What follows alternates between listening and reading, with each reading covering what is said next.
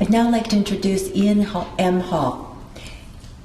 Ian co-founded the firm with his father, Rodney Hull, in 1998. Ian also maintains a mediation practice through Hull Estate Mediation, Inc. Ian is a lecturer at the Ontario Bar Admission Course and guest lecturer for the Canadian Bar Association and the Law Society of Upper Canada.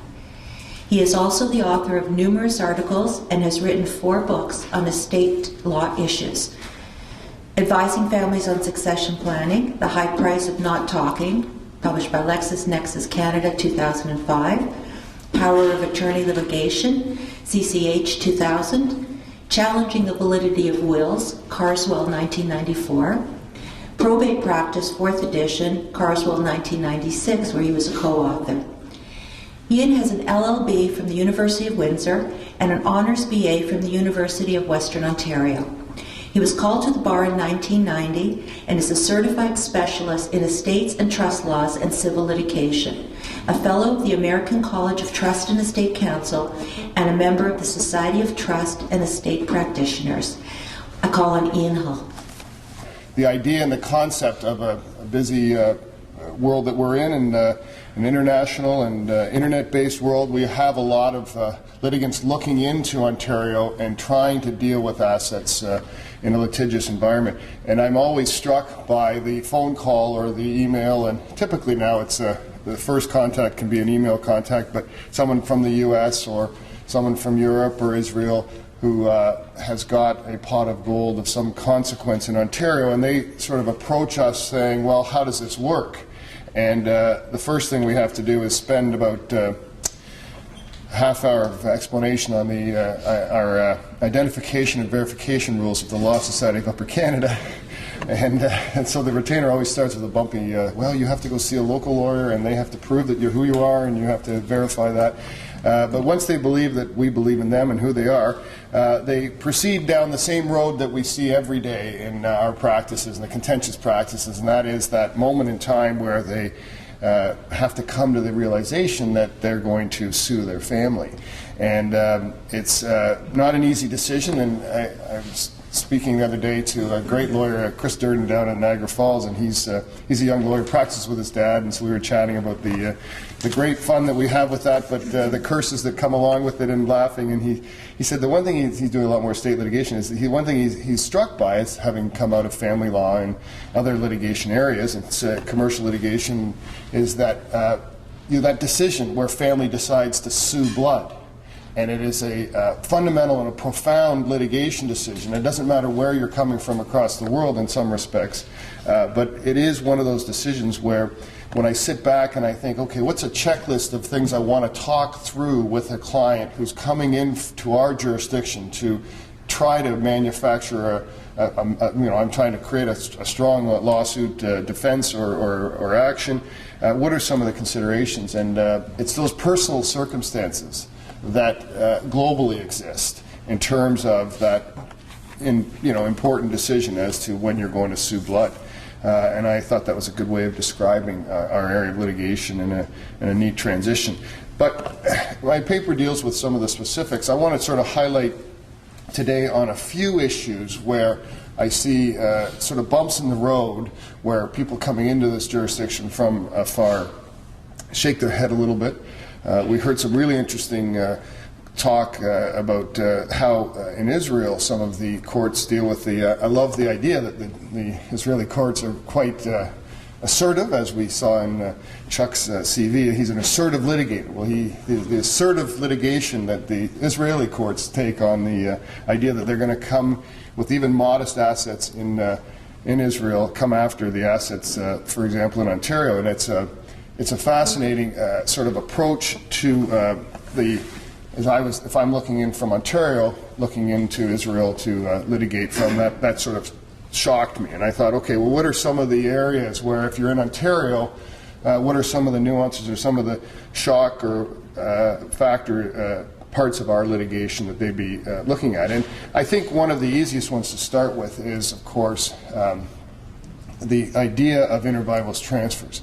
I mean, the concept that money or real estate has been transferred within our own lifetime, and the litigation that's going to ensue from it was heavily litigated in Ontario through the courts up to the Supreme Court of Canada in the Papyrus and the Saylor decision, which many of us know well, and which I guess in some ways was a refreshing decision in the context that it really just repeated the law of what Ontario, we'd understood the law to be for many years, and in fact was the same law that the UK had developed 400 years ago. But this idea that if you're going to have an asset and it's going to be transferred into joint names, or it's going to be inter vivos transferred in your lifetime, the courts want to know what were you thinking at the time of the transfer.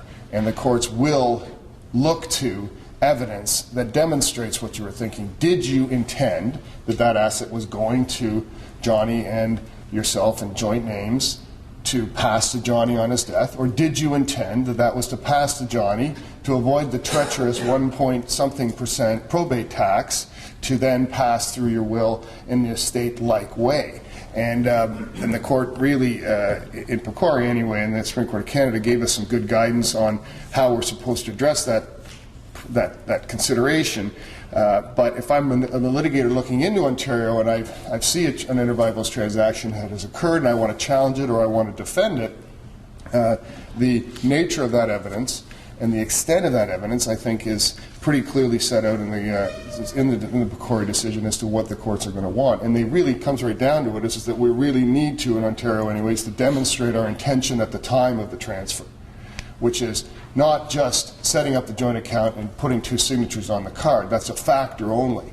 And the courts will see that as a factor only and will not find that a determinative consideration, and they want to know really what was in the head of in the thinking of the person who held the asset, and who the father to a son in a joint name, what were they thinking? And so we typically will tell our friends who are coming from afar to litigate over that issue is that I'd like to see what was the evidence? Do we have a letter? Do we have a note? Do we have something demonstrating it was to pass that way? And if we don't, then the courts are going to be very, very clear in determining where the asset's going to go, and there's a presumption that it passes by way of a resulting trust. So if I'm looking at that question, then I also have to look at that question in the context of whether it is cash or a movable, or if it's an immovable.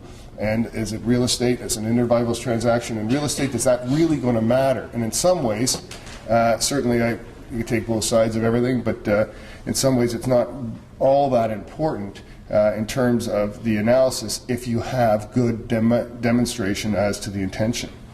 So if I was looking in on that from that perspective, I'd think, okay, that's a bit of uncertainty, and if I don't have that evidence, I've even got more uncertainty if I'm going to litigate in Ontario over that. I just turned now in my paper, I set out a few of these sort of hot topic issues. For example, the idea of using international wills. Archie's given us a great summary of the rectification case that exists and the concept of rectification. Years ago, with the Succession Law Reform Act, there was some thinking, and this is pre-internet, that this idea of an international will would solve all our problems. And in practice, it isn't meaningfully used. I mean, in all of the years that I worked with my dad and I, since I've been practicing, I've seen two. So it's available, it's in the Act, it seems to be set up in a way that would help us deal with these cross-border issues, but it's being ignored, and I think it's being ignored for good reasons, because good state planning establishes the wills in each jurisdiction, and then quietly, because now that we know that Israel is going to take over every jurisdiction, you quietly administer the estate in Canada, make sure you don't tell them, I think, and because I've never even heard that until today. Most people in Ontario with substantial assets here are probating here, then they're going over to Israel and dealing with it, or concurrently. So it's really interesting to see that might get flipped around, but that's the estate planner's problems, not mine. But what we do is we create these two wills, and we don't put in revocation clauses like Archie talked about, and Archie was, as he always is, very generous about describing that case, because I'm the one who lost the case, and and I managed to create law that no one really understands, but that's kudos to my factum, I guess. But the idea that we have outlets, and we have outlet passes for that, and we have an idea of what they tried to do with the international will, is from a practical standpoint being ignored. The idea that if good, safe planning typically 99.9% of the time works.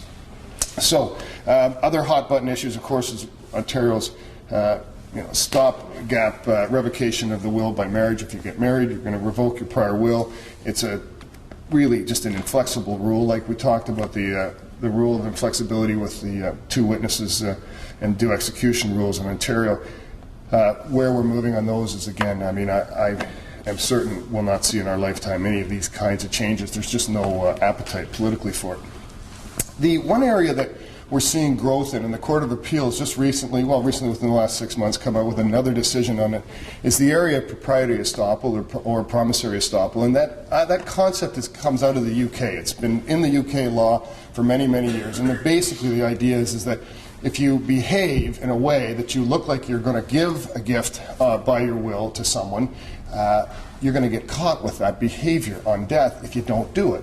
And where it stems from is that where the classic scenario is that one of the leading cases in England in the last 20 years was a classic scenario where the nice woman owns in the UK, of course, you don't have to own much, but it was a nice modest flat with a bit of land around it just outside of London, and she had a gardener, and that gardener came by more regularly than he probably needed to, but she loved her garden, and he was a very patient man, but she would repeatedly say, when I'm gone, this will all be yours. And that was said in front of others, and so the promise was made, and it was not, and when she passed away, of course, her will doesn't provide for him to get the house and the adjoining lands.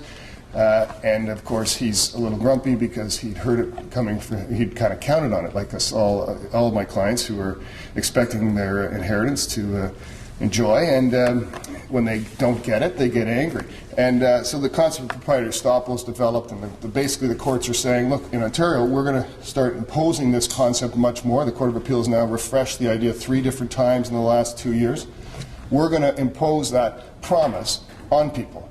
And if you're going to keep talking that way, and it's going to be demonstrated with meaningful evidence of that promise is good, and the will does not supersede that promise. So proprietary estoppel is another growing area where I think we can develop, and the law will develop, and we can start to, again, say to our clients, well, if you're hearing that, and if you're acting for the gardener, and he comes to see you, I say, look, start to get her to say it in front of others, or get her to write it down in some way.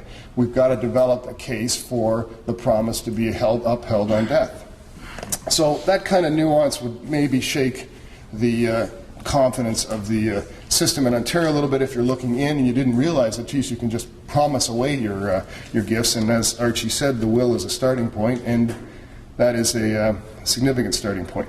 The last point I'll just make, I know Jordy's going to talk about costs, and I think that's the other significant change in, I thought there was another earthquake going here, another significant change in the world that costs is going to get into, and Archie's going to have, Jordy's going to have some great comments on that. But the final comment I would say is that there's a development in Ontario for summary judgment law, a growth in the idea we've changed the rules in Ontario. Apparently, it's going to make it easier for us to kick bad cases out of the system. And the idea that if you're going to just challenge a will and it's not a supportable challenge and it is not going to fly, ultimately, you have much broader powers to come to the court and say, on a summary way, I want this will challenge dismissed.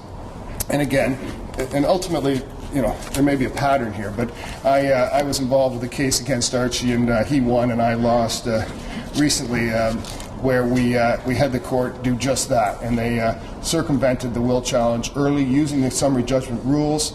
And I guess from my perspective anyway, it has shrunk the pie a little bit. When you get a difficult will challenge, you better be ready to defend it at a much more intense level with much stronger evidence than it used to be.